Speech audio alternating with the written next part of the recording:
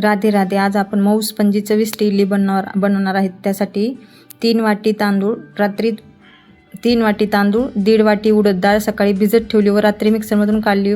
ती शूट करायचं मी विसरून गेले. पीठ छान फुललेलं आहे. चला मग बनवूया स्पंजी इडली.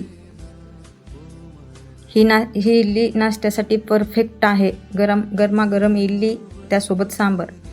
भांड्याला तेल लावून घ्यावे जेणेकरून इडली भांड्याला चिटकणार नाही, व्यवस्थित निघेल.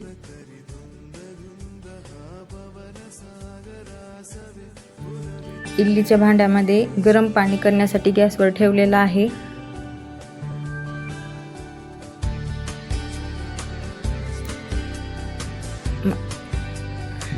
नंतर इडलीच्या बॅटरमध्ये थोडासा खाण्याचा सोडा,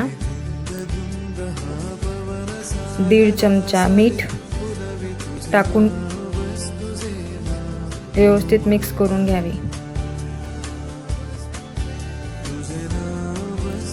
गरमागरम इडली म्हणली की त्यासोबत सांबार आलंच. गरमागरम इडली सोबत सांबार यापेक्षा छान नाश्ता कोणता असणार आहे. चला करायला घेऊया इडली.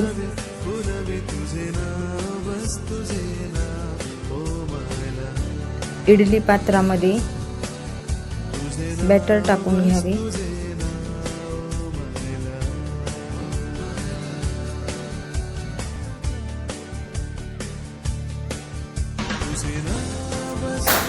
जे भांड्यामध्ये पाणी ठेवलं होतं ते गरम झाल्याशिवाय इडली पात्र मध्ये ठेवू नये.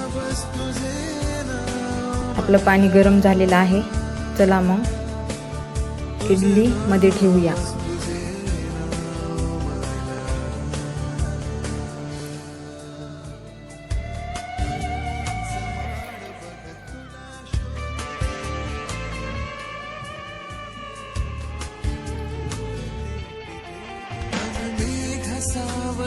काय सांगती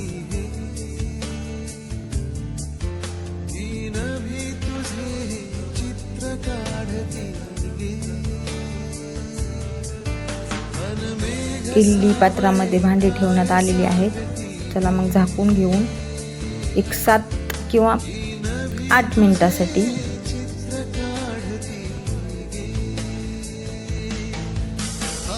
बघूया आपली इडली तयार झाली आहे का नाही.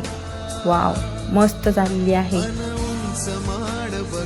जेव्हा हाताला इडली चिटकणार नाही तेव्हा समजायचं की आपली इडली व्यवस्थित फुगलेली आहे.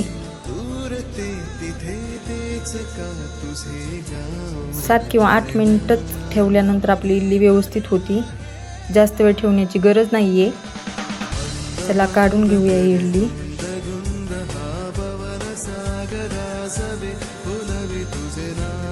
खाली तेल लावल्यामुळे इडली चिटकत नाहीत.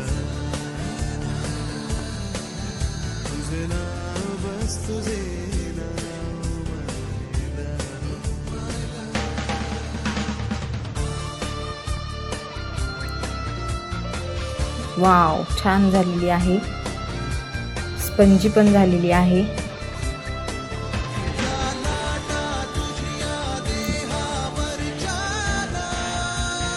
जर ही रेसिपी तुम्हाला आवडली असेल तर चॅनलला लाईक करा, शेअर करा आणि सबस्क्राईब करायला विसरू नका.